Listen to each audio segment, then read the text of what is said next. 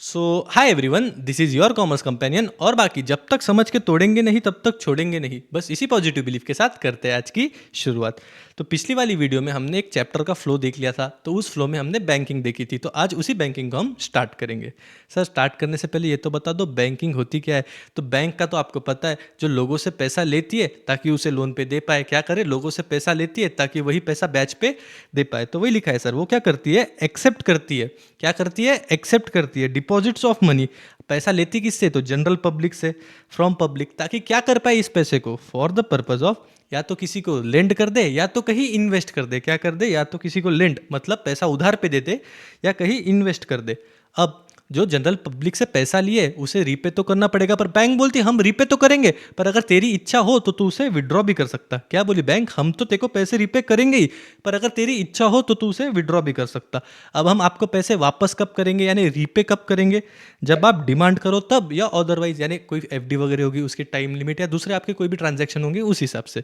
और उसको आप विड्रॉ कैसे कैसे कर सकते हैं, यानी जब आपको पैसा चाहिए अब तब उसे निकाल सकते हैं, उसको हम विड्रॉल कहते हैं। तो विड्रॉ कैसे कैसे कर सकते हैं, या तो चेक से। चेक तो आपको पता ही है, बैंक में एक स्लिप दो, वो आपको उतने पैसे दे देंगे। या तो ड्राफ्ट। तो सर ड्राफ्ट क्या रहता है, तो ड्राफ्ट एक ऐसा चेक है जो कभी बाउंस नहीं होता, क्योंकि पहले ही बैंक क्रॉस वेरीफाई करती है आपके खाते में उतना बैलेंस है या नहीं है। तो ड्राफ्ट क्या है, ऐसा चेक जो बाउंस नहीं होता, क्योंकि बैंक उसको ऑलरेडी क्रॉस वेरीफाई करके रखती। क्लियर है सर। और उसके बाद में ऑर्डर क्या है, तो कभी कभी हम स्टैंडिंग इंस्ट्रक्शंस वगैरह देते हैं ना, बैंक को ऑर्डर देते हैं कि भाई इस तारीख को आप इतना इतना पेमेंट कर देना। तो वो होती है ऑर्डर से। तो एक बार हम शांति से डेफिनेशन को वापस देखेंगे। तो सर बैंक क्या करती, पैसा लेती ताकि बैच पे पैसा दे सके, तो एक्सेप्ट करती। अब किससे लेंगे सर पैसा, तो deposits of money from the public. किस चीज के लिए लेती, फॉर द पर्पज ऑफ, या तो लेंड कर दे या तो इन्वेस्ट कर दे।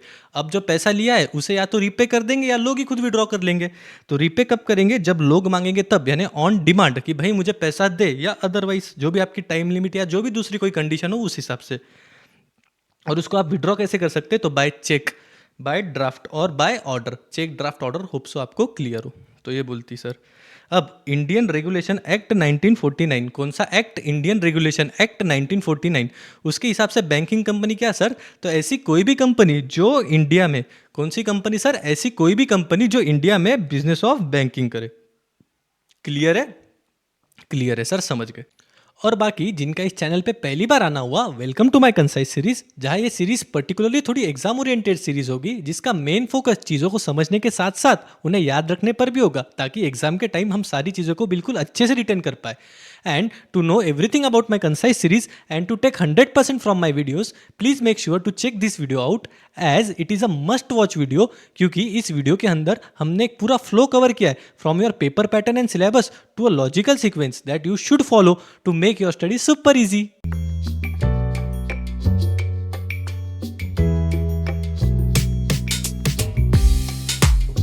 अब आप ऑब्जेक्टिव पॉइंट ऑफ व्यू से एक चीज याद रखना कि bank comes from a French word बैंको, जिसका मतलब होता है बेंच। ऐसा क्यों सर, तो पहले के जमाने में क्या होता था, जो भी बड़े लोग थे जिनके पास पैसा होता था, वो बेंच पे पैसों की गट्ठी लगाते थे और वहां पे पैसों का लेन देन करते थे। तो इसीलिए बेंच से आया बैंको, जो बना बैंक। बस अब आप इस ए का ई करके दिल्ली वाला वर्ड नहीं बनाना है, इसे फ्रेंच वाला ही वर्ड रहने देना है। लेट समझा पर समझ गए सर। अब हम देखेंगे टाइप्स ऑफ बैंक्स। हर बार की तरह टेबल फॉर्मेट में पढ़ेंगे, जहाँ पे पहला वाला कॉलम डायरेक्टली पॉइंट से लिंक्ड होगा और दूसरा वाला कॉलम पहले पॉइंट से लिंक्ड होगा, जिससे आपको एग्जाम में सारी चीज़ें रिटर्न करने में आसानी हो। तो हमारी सबसे पहले बैंक का टाइप है कमर्शियल बैंक। कौन सी बैंक, कमर्शियल बैंक। कमर्शियल बैंक के दो मेन फंक्शंस होते हैं, एक प्राइमरी फंक्शन और एक सेकेंडरी फंक्शन, जिसमें प्राइमरी फंक्शन में एक्सेप्टिंग ऑफ डिपॉजिट्स और लेंडिंग ऑफ मनी, सेकेंडरी में एजेंसी फंक्शन और यूटिलिटी फंक्शन। आप बिल्कुल स्ट्रेस मत लो, अगली दो वीडियोज इन पे होने वाली है, अभी के लिए बस आप चीज़ों को ध्यान में रखो। अब ये जो कमर्शियल बैंक है सर, इसको मेनली तीन ग्रुप्स में बांटा। कितने ग्रुप्स में बांटा, तीन ग्रुप्स में। अब ऐसी बैंक जिसकी ओनरशिप गवर्नमेंट के हाथ में हो, ऐसी कमर्शियल बैंक जिसकी ओनरशिप गवर्नमेंट के हाथ में हो, वो बन जाएगी पब्लिक सेक्टर। और फिर ऐसी कमर्शियल बैंक जिसकी ओनरशिप इंडिविजुअल्स के हाथ में हो, वो बन जाएगी प्राइवेट सेक्टर बैंक। कैसी बैंक, ऐसी बैंक जिसकी ओनरशिप इंडिविजुअल्स के हाथ में हो, वो बन जाएगी प्राइवेट सेक्टर बैंक। क्या सर इतना घुमा घुमा के बोल रहे, सीधा सीधा बोलो ना। गवर्नमेंट के पास में ओनरशिप तो पब्लिक, इंडिविजुअल्स के पास में ओनरशिप तो प्राइवेट। ये फॉरेन बैंक क्या है सर, तो फॉरेन बैंक ऐसी बैंक है जो बनी इंडिया के बाहर है, पर वो अभी भी इंडिया में ऑपरेट करती है, उनकी ब्रांचेस आज भी इंडिया में। क्या बोले सर आपने? ऐसी बैंक्स जो इस्टेब्लिश्ड हो आउट्स ऑफ इंडिया, यानी इंडिया के बाहर इस्टेब्लिश हुई हो पर उनकी जो ब्रांचेस है वो आज भी इंडिया में है। मतलब फॉर एग्जांपल एचएसबीसी बैंक, जिसका हेडक्वार्टर लंदन में है पर आज भी इंडिया में उसकी ब्रांचेस है, आज भी वो इंडिया में ऑपरेशंस लेते। तो सीधा सीधा ऐसी बात होगी सर कि ऐसी बैंक जो बनी इंडिया के बाहर हो पर उसके ऑपरेशन आज भी इंडिया में चल रहे हो, यानी established outside India but have branches in India. Clear है? क्लियर है सर। अब सेकेंड वाली बैंक हमारी है आरआरबी, मतलब रीजनल रूरल बैंक। नाम पढ़ के समझ गए सर, रीजनल मतलब गांव देहात की एरिया वाली होगी, करेक्ट। तो ये जो बैंक है वो 1975 में आई। कौन से ईयर में आई? 1975 में। तो ये जो बैंक्स होती है इनको जनरली स्पॉन्सर करती है लार्ज पब्लिक सेक्टर बैंक्स। कौन सी sector bank? Public sector banks, ठीक है।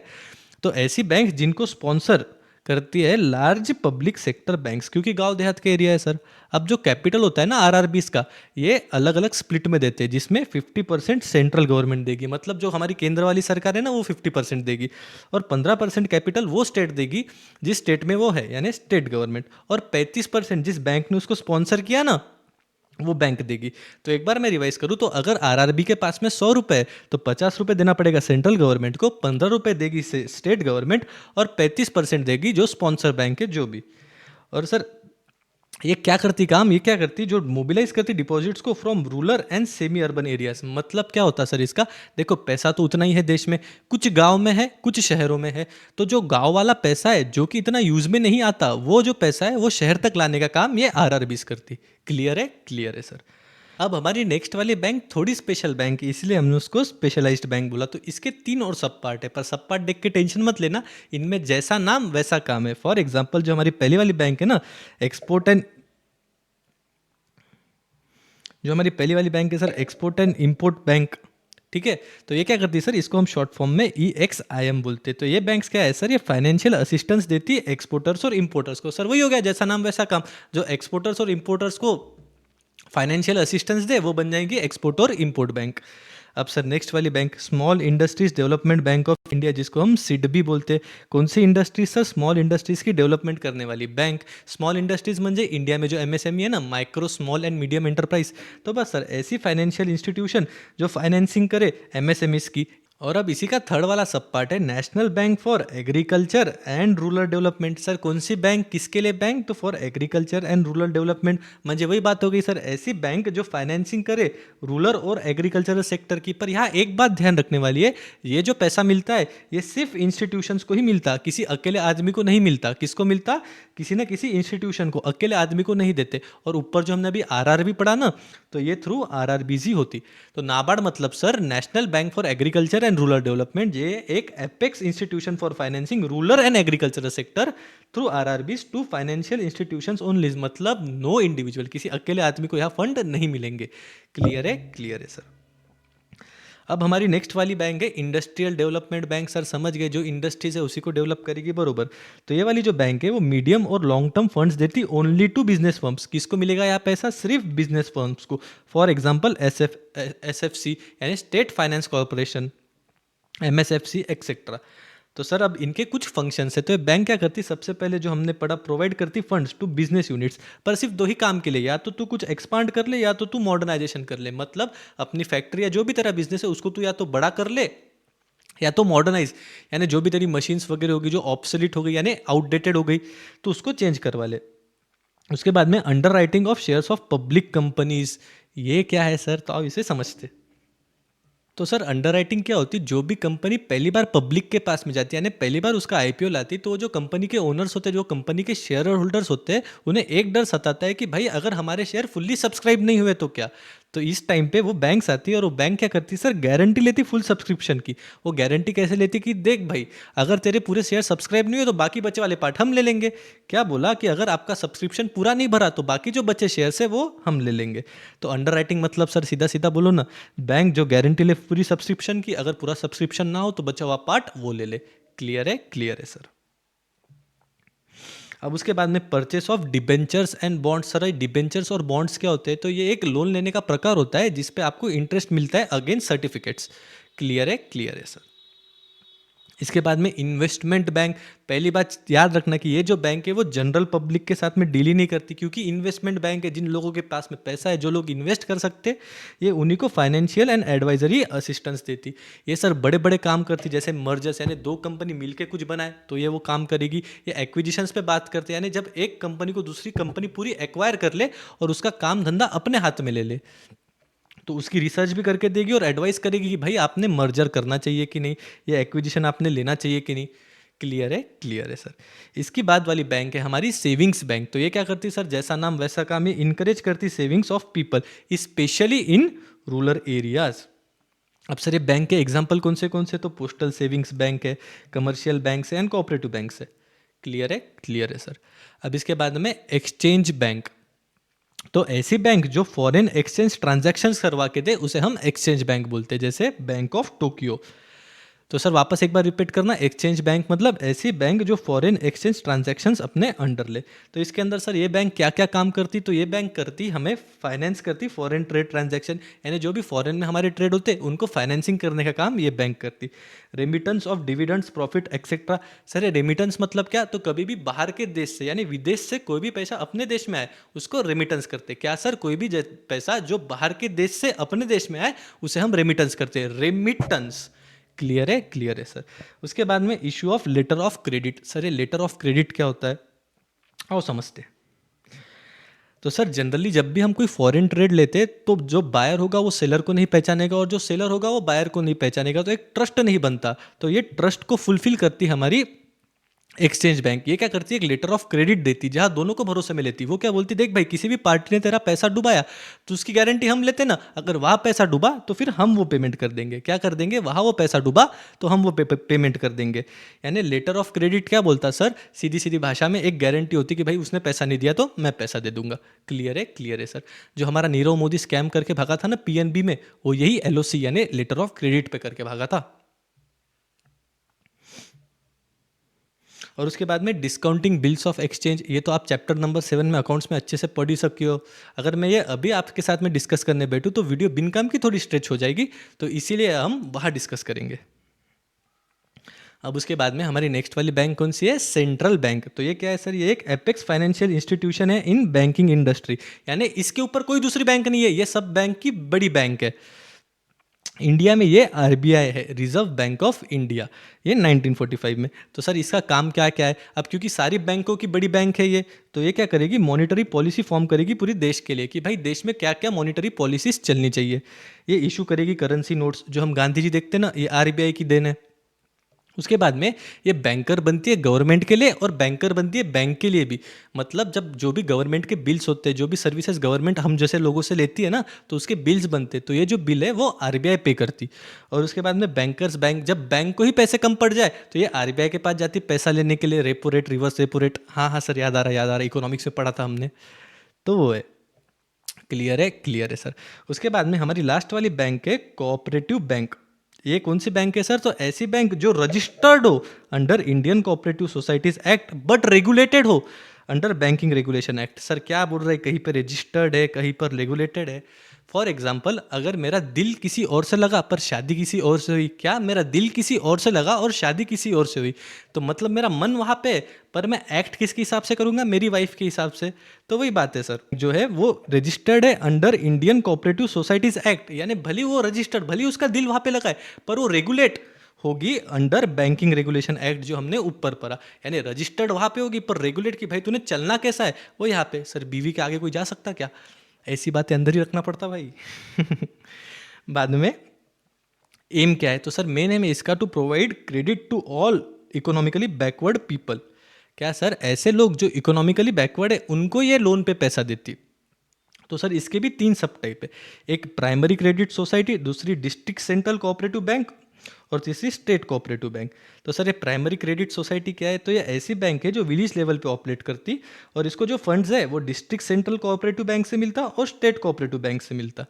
क्लियर है? क्लियर है सर। अब डिस्ट्रिक्ट सेंट्रल कोऑपरेटिव बैंक क्या है, तो ऐसी बैंक जो ऑपरेट करे डिस्ट्रिक्ट लेवल पे, और ये फंड कहाँ से लेती, तो स्टेट कोऑपरेटिव बैंक से।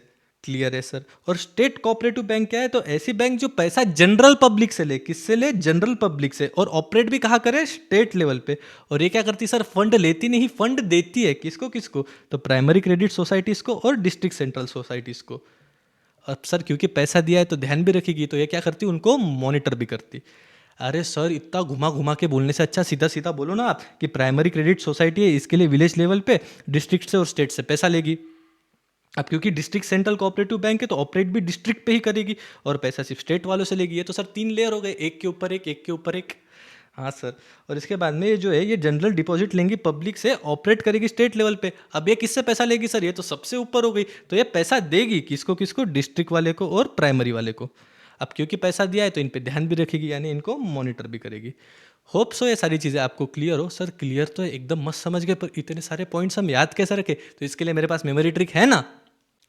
तो हर बार की तरह हमारे मेमोरी ट्रिक के होते 3 पार्ट है, स्टोरी टेलिंग, स्टोरी बिल्डिंग और लास्ट में रिमेंबरिंग। तो आप एकदम रिलैक्स होकर ये स्टोरी सुनना।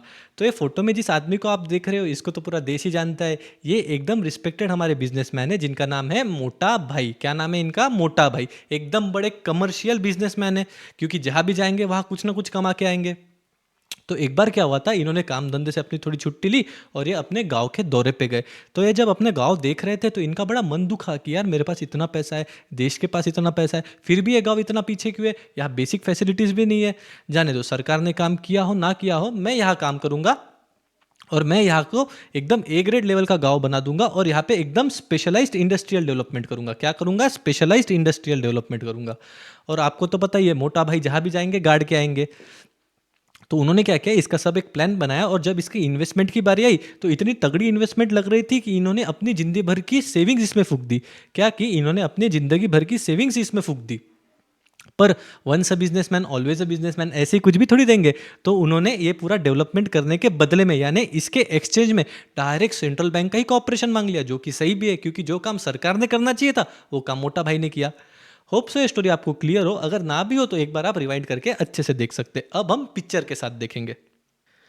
मोटा भाई देश के सबसे बड़े व्यापारी, सबसे ज्यादा प्रॉफिट कमाने वाली कंपनी, कमर्शियल मोटा भाई कहाँ गए थे सर? अपने रीजनल रूरल एरिया में गए थे, जहाँ जाके उनका बड़ा मन दुखा। तो उन्होंने क्या किया, वहाँ पे इंडस्ट्रियल डेवलपमेंट करने का सोचा। पर कैसी इंडस्ट्रियल डेवलपमेंट? एकदम स्पेशलाइज्ड, क्योंकि मोटा भाई है, जहाँ भी जाएंगे गाड़ के आएंगे।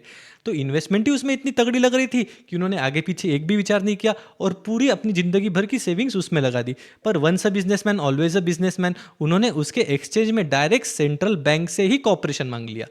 क्लियर है? क्लियर है सर। एक बार वापस देखेंगे। तो मोटा भाई कमर्शियल मोटा भाई अपने रीजनल रूरल एरिया में ऐसी स्पेशलाइज्ड इंडस्ट्रियल डेवलपमेंट, कैसी? बिल्कुल स्पेशलाइज्ड इंडस्ट्रियल डेवलपमेंट करना चाहते थे, जिसकी इन्वेस्टमेंट में उन्होंने अपनी जिंदगी भर की सेविंग्स लगा दी। पर once a businessman always a businessman, उन्होंने उसके एक्सचेंज में डायरेक्ट सेंट्रल बैंक से ही कॉपरेशन मांग लिया। एक बार वापस।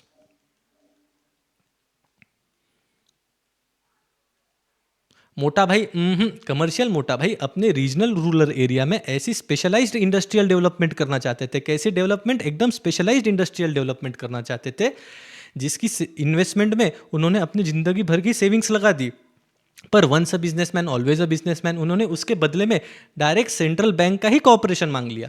होप सो ये स्टोरी आपको क्लियर हो। मुझे लगता है कि सारे पॉइंट्स आपको याद हो गए होंगे। अरे क्या सर, ऐसे कैसे याद हो गए? याद हुए कि नहीं देखते ना।